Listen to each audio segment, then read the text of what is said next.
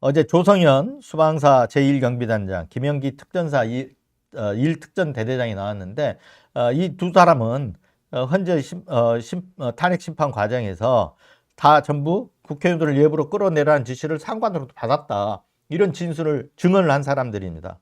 그래서 마찬가지로 어제 법정에서도 검찰이 그런 국회의원들을 끌어내라는 지시를 받았냐 했더니, 당연히 현재 변론 과정에서 했던 증언처럼 맞습니다라고 답했고요. 마찬가지로 김영기 특전사 1대장도 마찬가지로 같은 증언을 했습니다.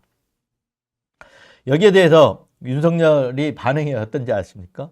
이 검찰이 이제 이런 신문들을 하는데 계속 끼어드는 겁니다. 네, 끼어들어 가지고 보통 재판에서 끼어들지가 않거든요. 네, 끼어들지도 않고 하는데, 이게 무슨 대통령의 어떤 품위, 격 이런 거 전혀 찾아볼 수가 없는 거죠.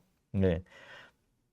그래서 조성현 경비단장이 진술할 때는 그런 질문들은 헌재에서 본 것 같은데, 이렇게 맥을 끊거나, 그리고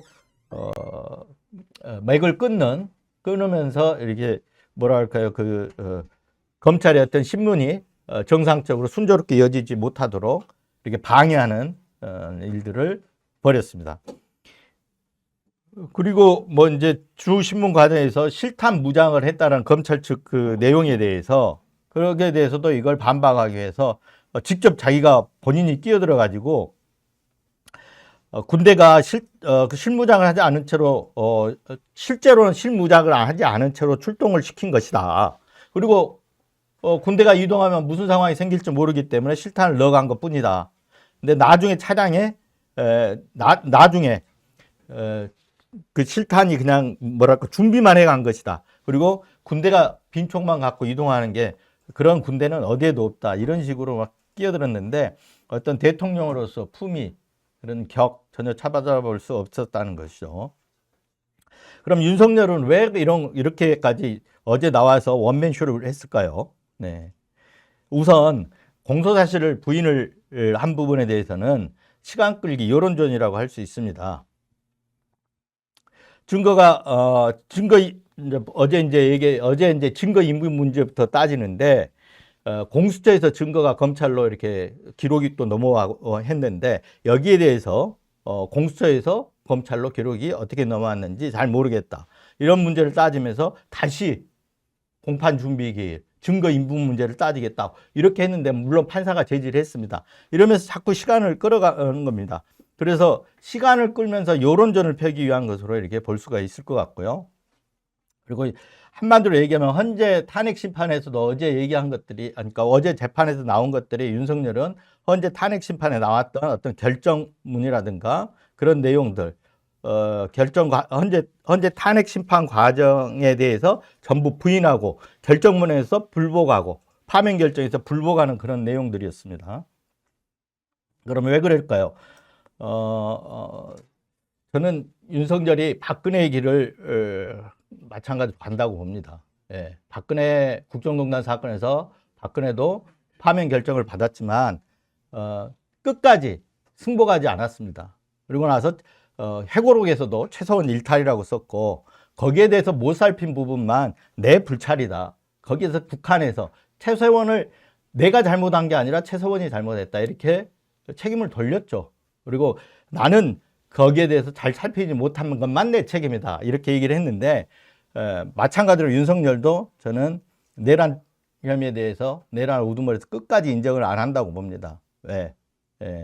이미 어떻게 보면 이게 속된 표현으로 말하면 내란 우두머리, 내란죄에 대해서는 무기와 사형밖에 없지 않습니까? 그래서 거기에 대해서 그런 점을 잘 알기 때문에 이미 속된 말로 버린 몸이라고 생각하고, 자기가 정치적으로 어떤 여론전을 펴는 겁니다. 네, 몰라서 그렇다기보다 의도적으로 거짓말하고 궤변을 늘어놓고 있다고 봐야 할 것 같습니다.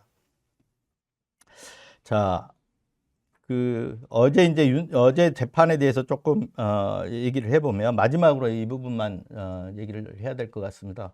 저희가 10시부터 인터뷰가 있는데, 오늘 인터뷰하실 분들이 와 계셔서 조금 오늘 사설픽 준비되어 있는 내용은 좀 생략을 해야 될 것 같고요.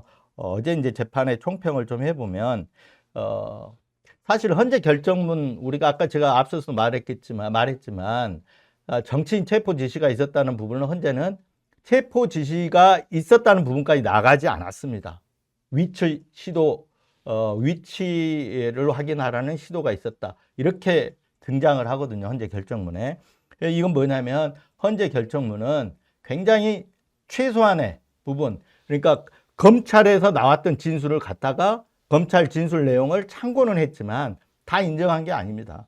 최소한 헌재 탄핵 심판정이 와가지고 나왔던 내용들을 중심으로 최소한 갖고만 인정을 한 겁니다. 하지만 헌재 재판과 형사재판은 별도이고요. 행사재판에서는 지금 사실관계를 다루는데 헌재에서 인정됐던 것보다 더 폭넓게 인정될 가능성이 훨씬 큽니다. 그래서 이런 부분에 대해서 그리고 헌재는 이제 징계 절차이기 때문에 파면만 논했지만 여기서는 형사재판에서는 증거관계를 다 따져가지고 나오는데 헌재에서 나왔던 인정됐던 내용보다 더 폭넓게 인정될 것이고 저는 헌재에서 이미 8대0 파면 결정을 하지 않았습니까? 국헌문란 인정이 됐고요. 그렇기 때문에 내란죄 요건인 국헌문란 이 부분은 뭐 기본적으로 인정이 될 거고요. 그리고 어제 얘기했던 대로 나머지 TV로 다 중계된 부분 소요 한 지역에 평화를 해친다. 또 폭동이다. 뭐 사실 어떤 내란죄 구성이 다 어느 정도는 돼 있다고 볼 수 있습니다.